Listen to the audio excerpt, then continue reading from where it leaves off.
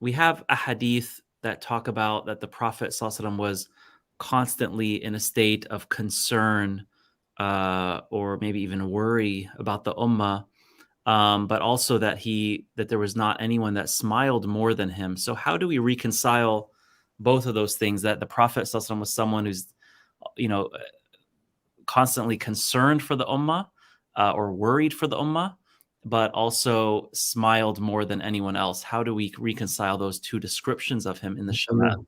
MashaAllah. Beautiful. As for the concern part, this was the prophetic way, and they both are how he was. One was how he was outwardly, and one was how he was inwardly.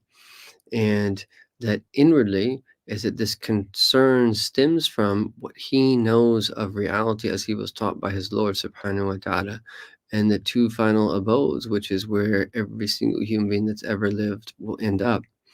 And his concern was, even though that he was concerned for people's worldly affairs, is that the manifestation of Allah's name Ar-Rahman, the most merciful, was his concern for other people's eternal lives.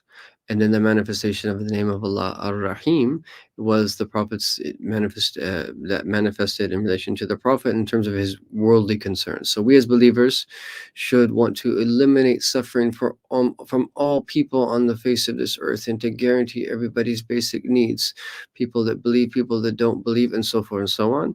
But our biggest concern should be relation to people's everlasting life of the hereafter. And so the Prophet ﷺ, being aware of realities, had a deep concern.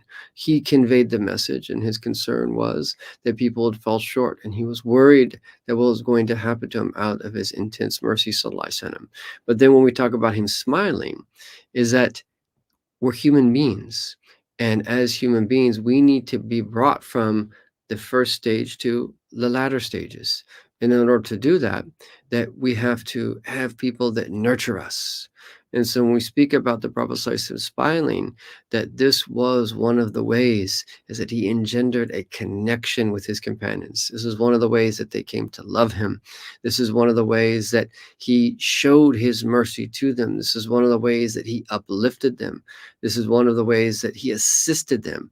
Positive affirmation is one of the ways of referring to this, so that they could then muster up the courage to do what it is that they needed to do.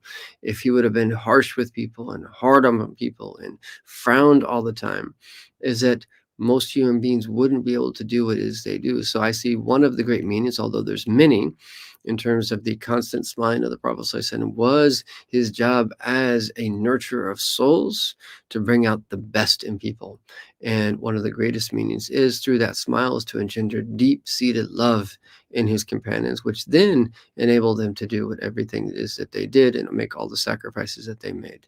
So that's part of it, but there's much, much more.